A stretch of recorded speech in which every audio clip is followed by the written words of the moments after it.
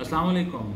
Ahmad TV में Adobe Illustrator की class number 4 में आप सब दोस्तों का खुश आमदीद। दोस्तों, आज की इस वीडियो में हम इंशाल्लाह डायरेक्ट सिलेक्शन टूल के बारे में डिस्कस करेंगे कि उसकी क्या वर्किंग है, उसके क्या फंक्शन है। लास्ट वीडियो में जो था हमने सिलेक्शन टूल और उसके बाद जो है कुछ शेप्स बनाने में सीखी। शेप्स की मदद से हमने एक पैटर्न ड्रा किया था। तो आज इंशाल्लाह डायरेक्ट सिलेक्शन टूल के बारे में हम डिस्कस करेंगे और देखेंगे उसका क्या फंक्शन है और वो किस तरह काम करता है। तो वक्त ज़ाया के बगैर आए चलते हैं कंप्यूटर स्क्रीन की तरफ।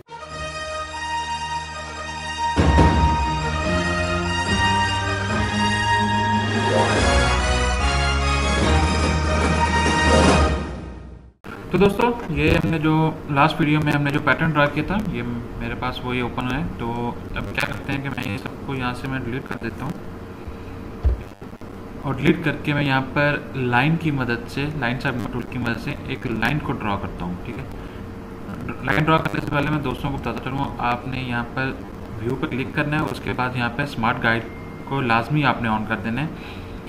इससे होता है कि इसकी शॉर्टकट कीजिए वो Ctrl+U है। इससे होता है कि अगर हम कोई भी चीज़ हम ड्रॉ करते हैं तो हमारे पास जो उसका नज़दीकी जो हमारे पास होता है ना, जो पाथ होता है, वो हमें यानी बताता रहता है कि हमारे पास नज़दीक में इसके क्या है। ठीक है, तो अब मैं यहाँ पे स्ट्रेट लाइन ड्रा करने के लिए मैं क्या करता हूँ, मैं शिफ्ट को यहाँ पे दबाता हूँ। तो मैं यहाँ पे इसको बिल्कुल स्ट्रेट लाइन को ऐसे मैं यहाँ करके एक स्ट्रेट लाइन को ड्रॉ कर लेता हूँ। अब ये देखें, मैंने वो ओपन किया हुआ है, स्मार्ट गाइड मैंने ओपन किया हुआ है। तो उसकी वजह से जो है मेरे पास, अगर मैं यहाँ पे दोबारा एक स्ट्रेट लाइन यहाँ पे ड्रा करूँगा तो बिल्कुल मुझे ये स्मार्ट गाइड दे देगा। ये देखें, ये आपको पिंक कलर में एक लाइन नज़र आ रही है, वो मेरी गाइडेंस लाइन ऑन है। ये देखें, मैं दोबारा कर रहा हूँ कि यहाँ पे एंड सेम उसने मुझे बता दिया कि यहाँ पर बिल्कुल ऊपर वाली लाइन के ये लाइन हमारी इक्वल यहाँ पर बन जाएगी। ठीक है, तो ये स्मार्ट गाइड का ये फ़ायदा है, तो सब उसको ऑन लाजमी रखिएगा। अब हमारा ये टूल है हमारा डायरेक्ट सिलेक्शन टूल। ठीक है, इस पे मैं इस लाइन को यहाँ से सिलेक्ट करके इसको डिलीट कर देता हूँ।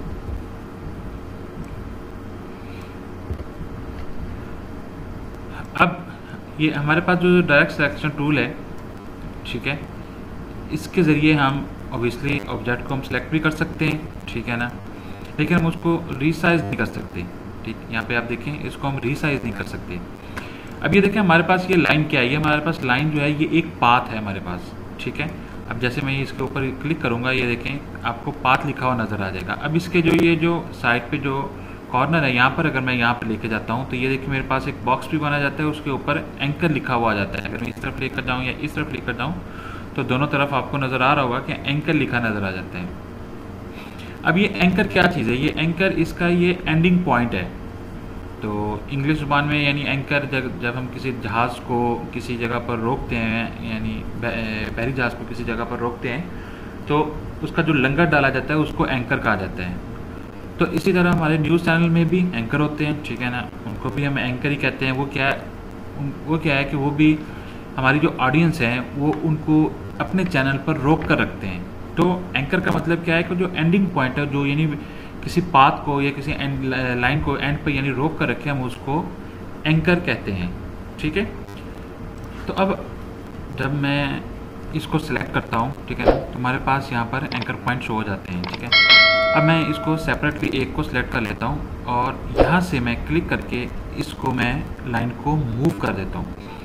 अब एंकर पॉइंट का बेसिकली जो मकसद है वो यही है कि हम उस एंकर पॉइंट को सिलेक्ट करके हम उसको मूव कर सकते हैं किसी भी तरफ। ये जैसे ये देखें, मैंने इसको यहाँ पे मूव कर लिया या फिर मैं इसको यहाँ पे मूव कर लेता हूँ, हमारी बिल्कुल लाइन की डायरेक्शन जो है वो चेंज हो गई है। ठीक है, अब इसको ज़्यादा बेहतर तरीके से समझने के लिए अब क्या करते हैं कि यहाँ पर हम एक थोड़ा सा इसको साइड पे करके यहाँ पर मैं एक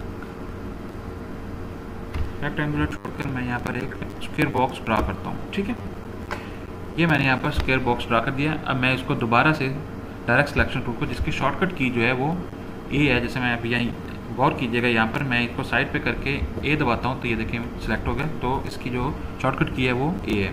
ठीक है, अब मैं इसका कोई जैसे मैं अगर एक कॉर्नर को सिलेक्ट करता हूँ तो ये देखिए यहाँ पर मेरे पास ये एंकर पॉइंट शो हो गया। ठीक है ना, अब मैं यहाँ पर इसको ऐसे करके मैं इसकी शेप को चेंज कर सकता हूँ। ठीक है, अब देखें पूरा हमारा जो स्क्वायर बॉक्स था उसकी बिल्कुल शेप ही चेंज हो गई। ठीक है, अगर मैं इसको यहाँ से करके ऐसे कर दूँ तो आप देख सकते हैं कि बिल्कुल इसकी शेप चेंज हो गई हुई है। ठीक है, मैं कंट्रोल जी करके इसको वापस स्क्वायर बॉक्स में लेकर आता हूँ। अब यहाँ पर आप लोगों ने एक चीज़ को नोट किया होगा, जब मैंने इसको सिलेक्ट किया तो मेरे पास एक यहाँ पर ये एक राउंड में एक और मेरे पास पॉइंट नज़र आ रहा है। ठीक है, पुराने वर्जन में हो सकता है ना हो, लेकिन मैं एडोब इलस्ट्रेटर सीसी यूज़ कर रहा हूँ, तो उसमें ये ऑप्शन यानी है। तो ओल्ड वर्जन का मुझे नहीं मालूम कि उसमें है या नहीं है, मेरे ख्याल में ओल्ड वर्जन में नहीं है। ठीक है, अब अगर मैं इसको पूरे को सेट करता हूँ तो अब देखें ये मेरे पास चारों कॉर्नर में जो है ये एक सर्कल आ गया है। अब क्या है कि मैं अगर इस पर क्लिक करके इसको करता हूँ तो ये देखिए ये हमारे जो कॉर्नर है उसको राउंड शेप में कन्वर्ट कर देते हैं। ठीक है, मैं कंट्रोल जी कर देता हूँ दोबारा। अब अगर मैं एक पॉइंट एंकर पॉइंट को सिलेक्ट करता हूँ, यहाँ से इसको कर देता हूँ, तो ये देखिए मेरे पास बिल्कुल उसकी शेप चेंज हो गई। वो हमारे पास जो कॉर्नर था वो राउंड शेप में आ गया। ठीक है, ये यहाँ से भी आप देख लीजिए ये तकरीबन हमारे पास एक लीव की शक्ल बन गई हुई है। चलिए मैं दोबारा इसको कंट्रोल जी करता हूँ। तो दोस्तों यहाँ पर डिस्कस ये करना है कि डायरेक्ट सिलेक्शन टूल का फ़ायदा क्या है, जबकि हमारे पास सिलेक्शन टूल भी है। ठीक है ना, अब ये देखिए सिलेक्शन टूल के साथ भी सिलेक्ट हो गया। ठीक है, उसके हम कॉर्नर भी कर सकते हैं। ठीक है, कंट्रोल जी किया। लेकिन अब आप ये देखें, अगर मैं इसका सेपरेट एक कॉर्नर में सेलेक्ट कर रहा हूँ तो वो उसका कॉर्नर सेलेक्ट नहीं हो रहा। ठीक है, जैसे मैंने डायरेक्ट सिलेक्शन टूल के साथ यहाँ से मैंने कॉर्नर को एक एंकर पॉइंट को सेलेक्ट करके इसको मैंने चेंज किया था, वो डायरेक्ट सिलेक्शन टूल के साथ नहीं हो रहा। अब इसके दूसरे फ़ायदे क्या हैं, ठीक है ना, वो भी मैं भी बताता हूँ आपको। तो क्या है कि पहले इसको सेलेक्ट करते हैं, यहाँ से मैं इसको डिलीट करता हूँ। ठीक है, तो अब इसकी क्या है कि अब इसकी हम ना एक इसको सेलेक्ट करके इसकी एक कॉपी ले लेते हैं। ठीक है,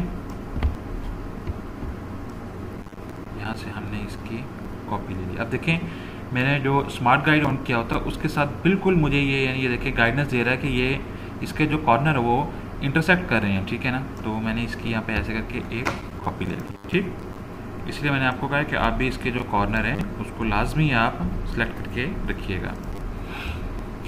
और इसी तरह मैं यहाँ से इसकी एक कॉपी बिल्कुल इसके ऊपर ले लेता हूँ। ये मेरे पास एक कॉपी ऊपर भी आ गई। ठीक है, अब क्या है, इसको थोड़ा सा जूम करता हूँ, ये जूम हो गया।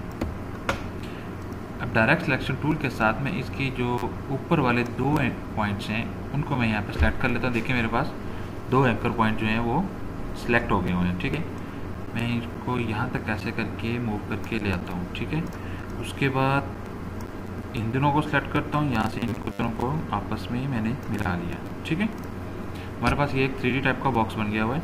अब क्या है कि मैं यहाँ से इसके ये 4 पॉइंट्स जो हैं उसको सेलेक्ट करते हैं, जैसे 1 2 3 4। ठीक है, और इसको पकड़ कर मैं ये ऐसे इसको मूव कर लेता हूँ। ये देखिए हमारे पास एक ब्यूटीफुल सा एक हमारे पास बॉक्स बन गया हुआ है। अब दोस्तों हमारे पास ये एक बॉक्स तो बन गया हुआ है। तो आप ये देखें कि अगर आप इसको देखें, ये भी हमारे पास सेपरेट है, ये भी सेपरेट है, और हमारे पास ये भी सेपरेट है। ठीक है, ये जॉइंट नहीं है, इनको जॉइंट करने का भी मैं आपको बताता हूँ क्या है। अब क्या है कि हम इन सब की एक कॉपी ले लेते हैं। आप इसको सिलेक्शन टूल के साथ ले लें, डायरेक्ट सिलेक्शन में कोई मसला नहीं है। अगर डायरेक्ट सिलेक्शन टूल के साथ इसको कॉपी लेते हैं, बस ये ख्याल कीजिएगा कि सारे पॉइंट या इसको पूरे को आप इसको सेलेक्ट करें, उसके बाद जो है आप उसकी यहाँ से एक कॉपी ले लें। ठीक है, ये मैंने यहाँ पे इसकी एक कॉपी ले ली। ठीक, अब क्या है कि इसके जो नीचे वाले, अब यहाँ पे मैं इसको सारे जो पॉइंट्स हैं उनको सेलेक्ट करता हूँ। नीचे वालों को सेलेक्ट करने के बाद मैं इसको शिफ्ट दबा के इसको मैं यहाँ तक ऊपर तक मैं इसको ले आता हूँ, मूव कर लेता हूँ। ठीक है, ये हमारे पास एक और हमारे पास बॉक्स बन गया हुआ है।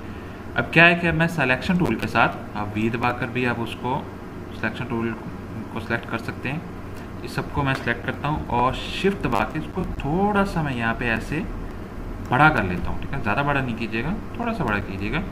दोनों को मैं सिलेक्ट करता हूँ और यहाँ से इसको फिल को जो है मैं इसमें वाइट जो है इसको फिल कर देता हूँ। ठीक है, उसके बाद फिर मैं इसको करता हूँ, सेलेक्ट करता हूँ। सेलेक्ट करने के बाद मैं इसको उठाकर लेके इसके ऊपर मैं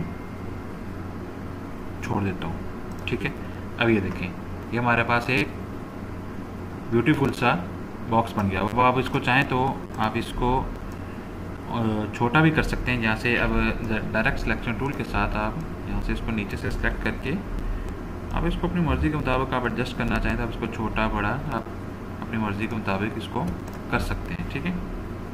और अगर हमने इसको फिलअप ना किया होता, ठीक, वाइट कलर विदाउट इसके, देखें इसकी ये लाइंस जो नीचे दूसरा हमने जो बॉक्स ड्रा किया होता उसकी लाइंस भी हमें नज़र आनी थी। सो इसलिए इसको वाइट के साथ फिलअप किया। अब हमारे पास जो है ब्यूटीफुल सा एक हमारे पास बॉक्स ड्रा हो गया हुआ है विद कवर। ओके, अब इसको मैं उठा के यहाँ पे साइड पे कर लेता हूँ। इसको उठा के मैंने इधर साइड पे रख दिया, ठीक है। अब कुछ और एक आधी चीज़ बनाते हैं। हैंड तो मैं यहाँ पर एक दोबारा से एक मैं स्क्वायर बॉक्स लेता हूँ, शिफ्ट दबाकर मैंने एक स्क्वायर बॉक्स को ड्रॉ करता हूँ। ऐसे करके मैंने एक स्क्वायर बॉक्स को ड्रॉ किया। तो दोस्तों जैसे आपसे कहा था कि यानी अगर आपने कोई एंकर पॉइंट यहाँ पर ऐड करना हो या यानी ऐड ही करना है, ठीक है, तो वो कैसे करेंगे। तो उसके लिए यह है कि पेन टूल पर मैंने क्लिक करके छोड़ा तो यहाँ पर आप देखें आपके पास नज़र आ रहा होगा add anchor point tool, delete anchor point tool, ठीक है ना। पेन टूल के ऊपर पेन टूल भी है, उसके भी नीचे ये दो ऑप्शन है ऐड और डिलीट की। उसके बाद ये एंकर टूल पॉइंट है। ये क्या है कि ये हमें कर्व बनाने के काम आता है। ये भी हम डिस्कस करते हैं, मैं बाद में बताता हूँ।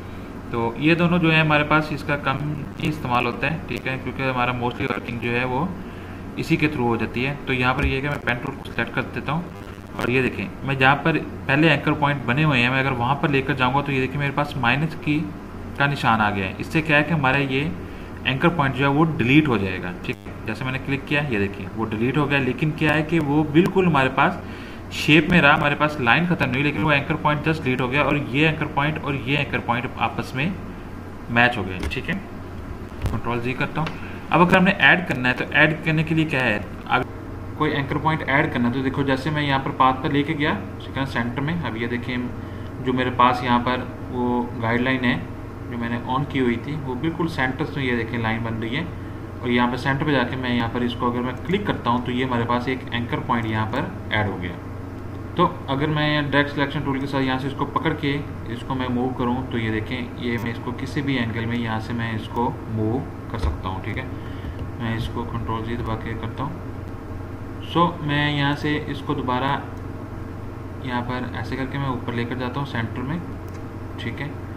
और यहाँ से मैं इसके साथ इसको क्लिक करके ये देखें ये जो अगर मैं इसको शिफ्ट करके मैं यहाँ पर ऐसे इतना मूव करूं तो ये देखिए हमारे पास तकरीबन ऑलमोस्ट एक डो टाइप की शक्ल हमारे पास बन गई हुई है। तो ये जो हमारे पास एंकर पॉइंट टूल है ये हमें किसी भी एंकर को कर्व की शेप में देने के लिए काम आता है। अब ये देखें यहाँ पर इसके यानी एंकर पॉइंट के दोनों तरफ में दो लाइन्स हैं, ठीक है। एक लाइन इस तरफ है, एक लाइन एंकर पॉइंट इस तरफ है। अब यहाँ पर जो इस तरफ वाला है अगर मैं इसको मूव करूँगा तो ये देखें ये इस साइड वाला जो है हमारे पास वो हमारी कर्व चेंज हो जाएगी, ठीक है। और अगर मैं यहाँ से इसको पकड़ के करूँगा तो वो ये इधर वाली हमारे पास कर्व जो है वो चेंज हो जाएगी। तो ये हमारे किसी भी एंकर पॉइंट को कर्व देने के लिए या उसकी कर्व को चेंज करने के लिए किसी भी एंगल में ये हमें काम देता है, ठीक है।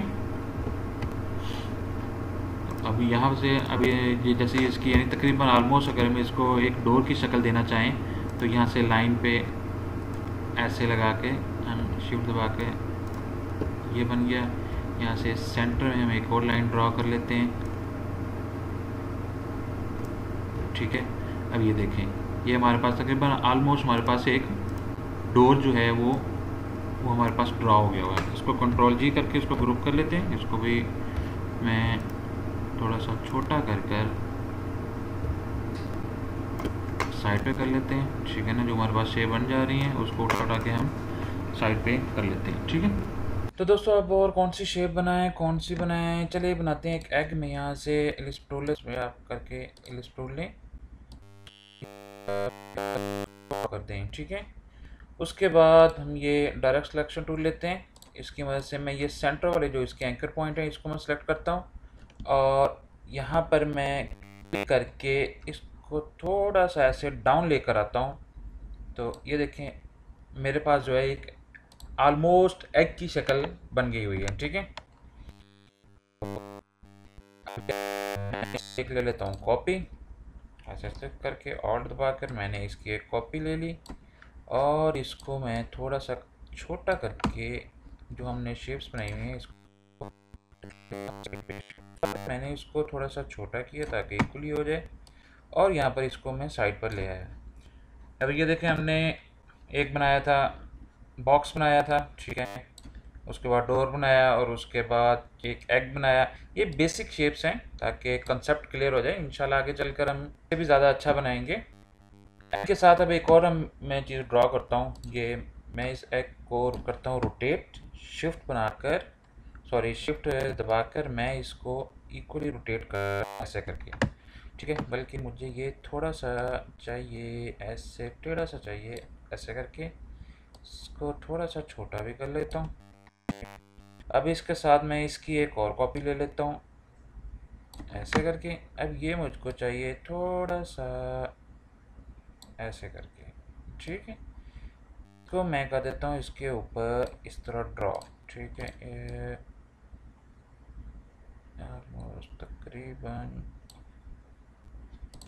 नहीं, इसको थोड़ा सा से करना पड़ेगा।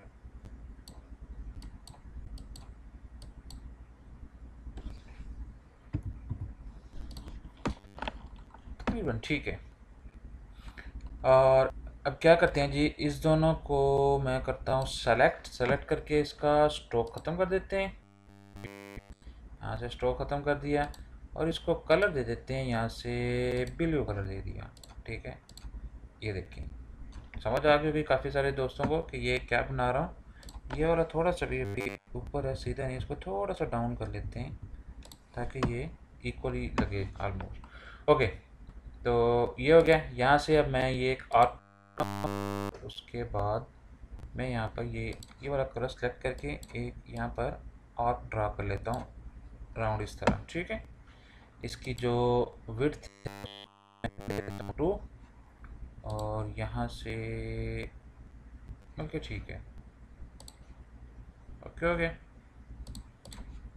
सिलेक्शन टूल के साथ इसको मैं आता हूँ और ले आता हूँ यहाँ पर, बस वाले को जो है राइट क्लिक कर कर रेंज में आके इसको ब्रिंग टू फ्रंट पे ले जाते हैं, ठीक है।